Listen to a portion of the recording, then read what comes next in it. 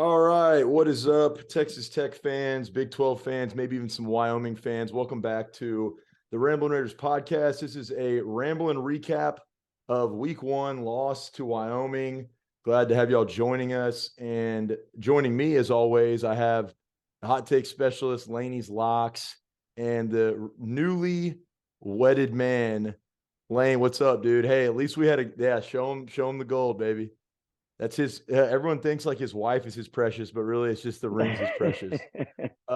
Lane, the wedding magic ran out finally for Texas Tech, but Why me? that's what I was going to say. Of Why all me? What people, did I do? of course, of all people for that to happen to, man, they would punish you. But I got to say, we were on Oh, I can't bourbon. believe it.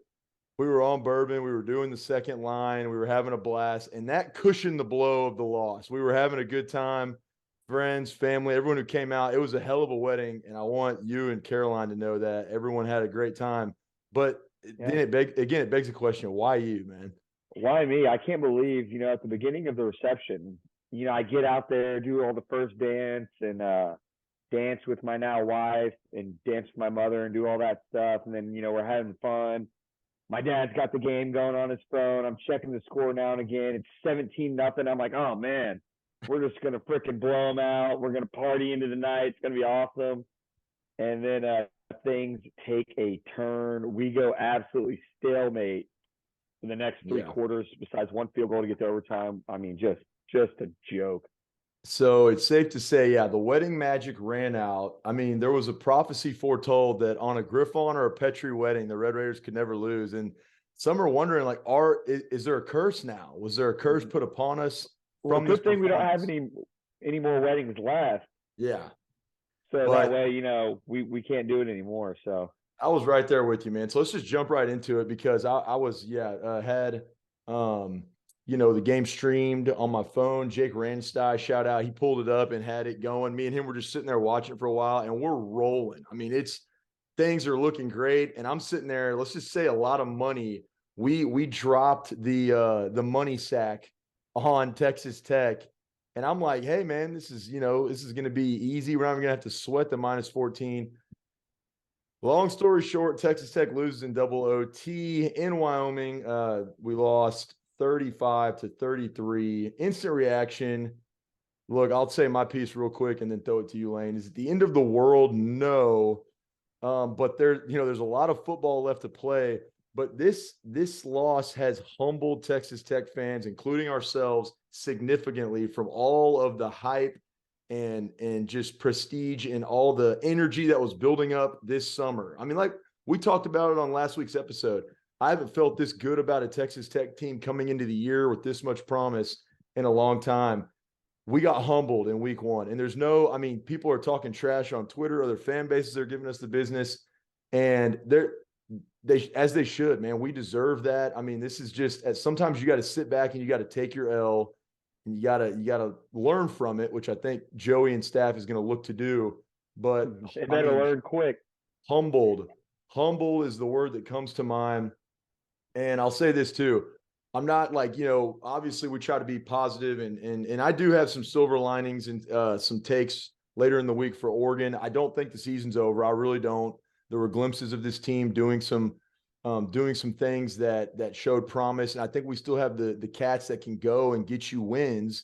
And I believe in Joey, but I'm not gonna sugarcoat this loss. And I want to start us off on this note because yeah, I mean, it has to be said. This is a very bad loss on paper. We'll see what Wyoming does the rest of the year. I don't know, but ultimately, it's not a good look. I think when you go back the last 20 years, you take this loss, you'll know the 2020 Kansas loss on the road. It's Absolutely. is brutal is up there. And then I was doing some research because I was trying to rack my brain. I was like, I can't remember another time. I mean, Kingsbury had a close call with like Arkansas, Pine Bluff or something. And then Matt Wells had a close call with HBU. So the close Yeah. calls were there. The close Difference call at is, Kingsbury was Central Arkansas. yeah, that's it. I knew it was something Arkansas, Central Arkansas. And then Matt Wells was, HBU with Zach HBU. Kitley on the other sideline with Billy Zappi. difference for those two guys, they found a way to get it done. They didn't actually lose. Granted, I know those FCS, this is G5 on the road, whatever. Wyoming, Kansas, and then I went all the way back and saw in 2003 or 2004, that season that we played Cal, Aaron Rodgers, number 4, whooped their ass in the Holiday Bowl. That team actually lost to New Mexico early in the season. I think in the last 20 years, these are the top 3 losses, and that this Wyoming loss is probably up there 1 or 2, man. My instant reaction is probably in my recent memory, my timing alive as a Texas Tech football fan, the most, well, with all the hype going into the season, all the talk, I mean, the national hype that Texas Tech had, which was pretty big, there was a lot of buzz. This is by far the most embarrassing loss Texas Tech has suffered in our tenure as fans that we've been able to watch. So, I mean, it sucks. Again, I tried to think of the last, the one for me that I could even say felt close to this, the hurt that was equivalent to this. And I went to Kansas just because we hadn't lost to Kansas in like 20 years at that time. And we finally lost one. And in the way we lost that one at the end was just brutal fashion. But still, this is right there with it and maybe worse. Thank God I was numb in New Orleans for your wedding on bourbon, because that helped cushion the blow quite a bit. We felt it. We did a second line to Pat O'Brien's. We're there having a great time, partying. We get the game on the screen, in time to see the kick, to sit this to overtime, and to watch overtime. And just the breath out of the room just goes out when Texas Tech loses. It was brutal. I mean, the place cleared. We stayed as long as we could, but ultimately it was an ugly sight, considering how many Red Raiders there were at the wedding. I mean, during y'all's second line, we were marching down Bourbon, getting a Raider power going. It was a lot of fun. Did not end the way we wanted to. Another interesting stat that I thought, was worth mentioning. And you said this came from our dad, was talking about it. He's read something or saw it like immediately, that next Sunday or that next day after the loss. He said Tech was 0-13 in openers outside the state of Texas. Yeah, that actually flashed on the screen during overtime. Oh, okay. They played it during overtime, so they do a double jinx at us as well. Well, that's just fantastic. And then Wyoming, this is the second all-time win, all-time win against, or in an opener against a P5. Says something, man. This is not a good loss. I just want fans to understand it's tough. We're not going to beat a dead horse, negative Nellies the whole time, but this was one that is going to stick with you for a little while. Joey McGuire said in his presser, you have to have a short memory. I think that this staff and this team will, but as fans, I mean, you're going to catch flack for it. And look, I mean, worst case scenario, let's say hypothetical of all hypotheticals, we turn around and we run the table and win the Big 12. This loss keeps you out of the college football playoff discussion. And again, we're putting the cart way ahead of the horse. I get that. But I'm just saying that's the magnitude of, you could win the Big 12, which would be badass, absolutely incredible. But because your one loss is to Wyoming, it possibly keeps you out. That's what we're looking at right now. Yeah, absolutely. It's just a bad loss, and I've seen fans saying, this Wyoming team's going to surprise people. They're going to, at the end of the season, we're going to look back. It's not that bad of a loss. They're going to have quite a few wins. It doesn't matter how they finish. It's a horrible, horrible loss. Yeah. I mean, this is a team you should never lose to. I don't care if it's in Wyoming. I don't care if you played in freaking Great Britain. You should never lose to this team.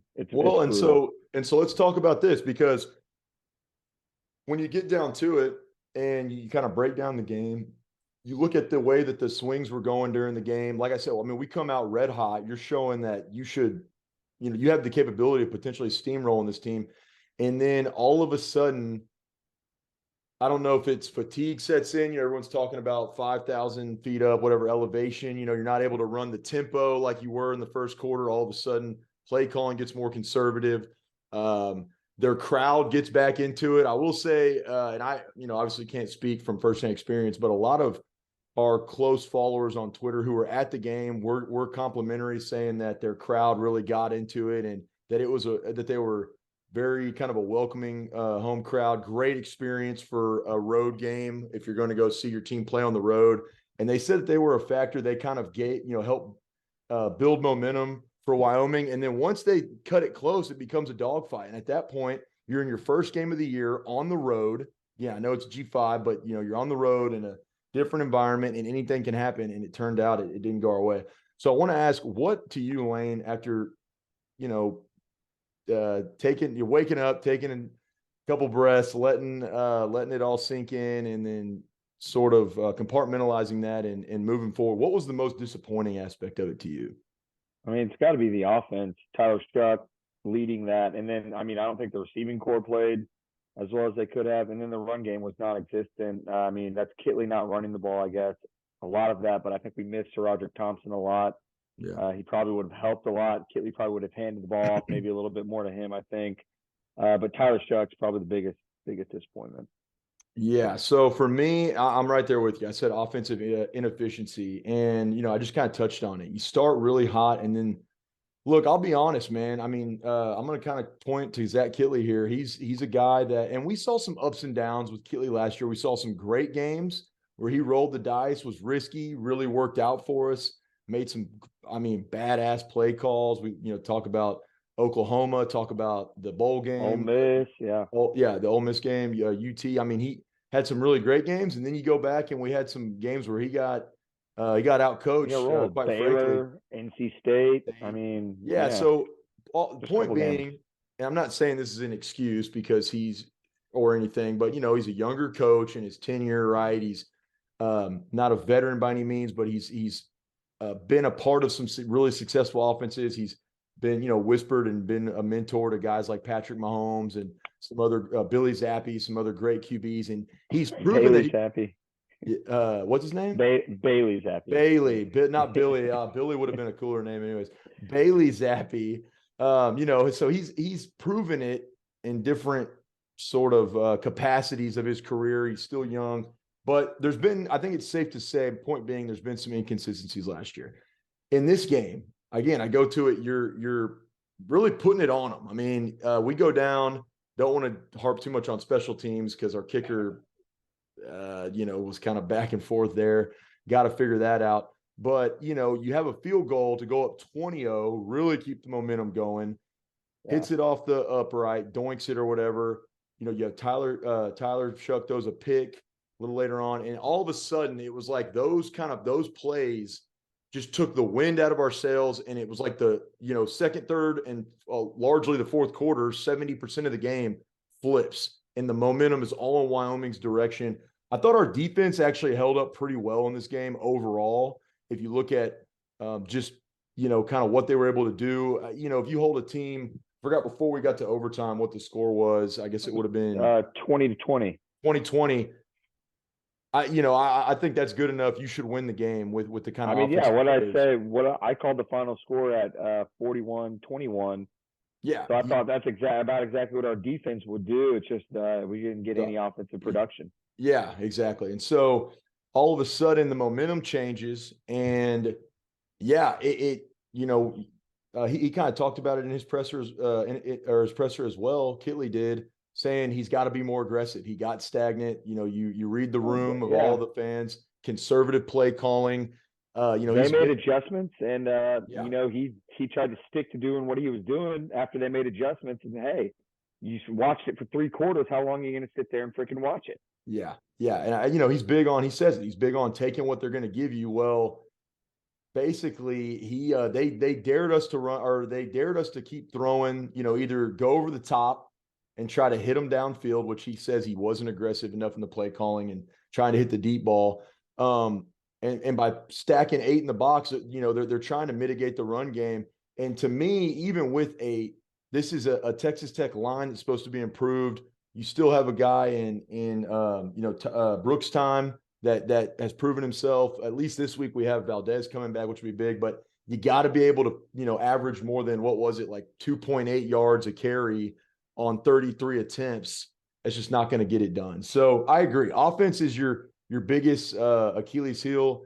Defense had some missed assignments, some blown lanes. Joey was pretty adamant about that. But again, overall, I thought the defense showed promise. 2 turnovers. I mean, they did what they had to do to win this game, and I think there's some silver lining there. But I agree. Okay, real quick, got to plug Pennant Patchwork.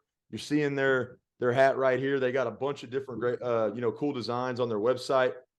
Plug in the promo code Ramblin to your purchase, your total purchase that you have, and you're going to get 10% off. That's RAMBLIN, all caps, Ramblin, 10% off for Pennant Patchwork. Go to their website.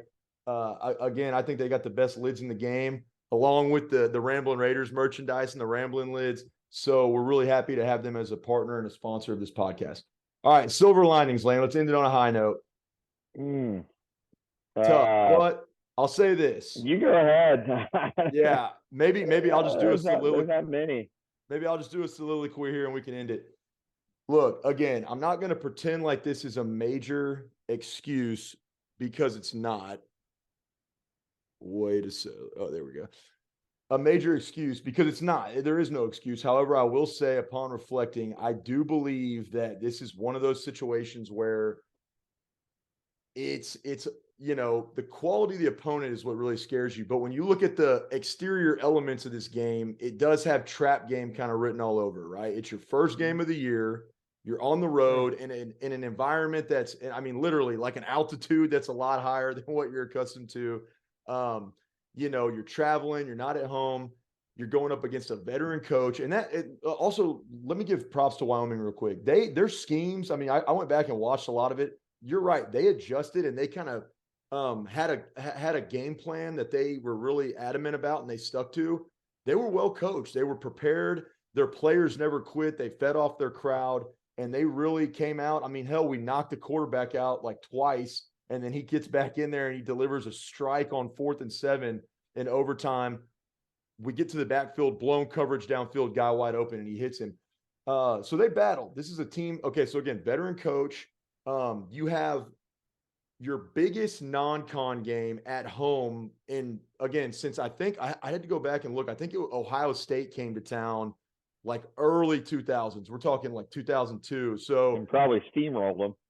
Yeah, I believe so. It was I'd have to go double check. But all that to be said, your biggest home opener non-con game in 20 something years, as far as how they're ranked in the momentum that you have coming into the season, perceived momentum, we'll say. So you have, looking ahead to week 2, there's a very realistic chance that happened. You're reading your press clippings. This did have the makings of kind of a trap game.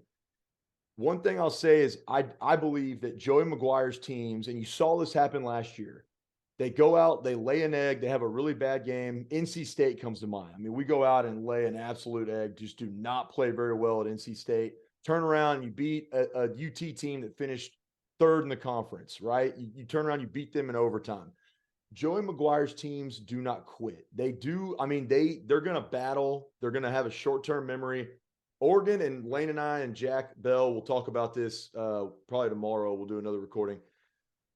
But Oregon's going to be a beast. I'm not saying, I don't know if Tech can win this game, but look, the line's at 6.5, and I do anticipate a dogfight, man. I mean, they're going to come out, that crowd, despite us losing to Wyoming, I still believe Red Raiders are pumped about this. They already had plans made for this game. They're going to show out. It's supposed to be a sellout crowd.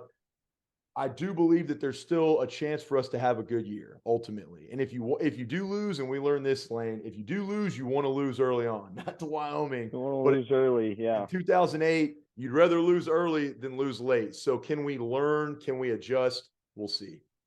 Yeah, we'll see going forward. We're going to be rooting for them every game, but just a tough one to lose first game after all the hype, and we'll just hopefully they can turn it around. They're going to have to learn quick.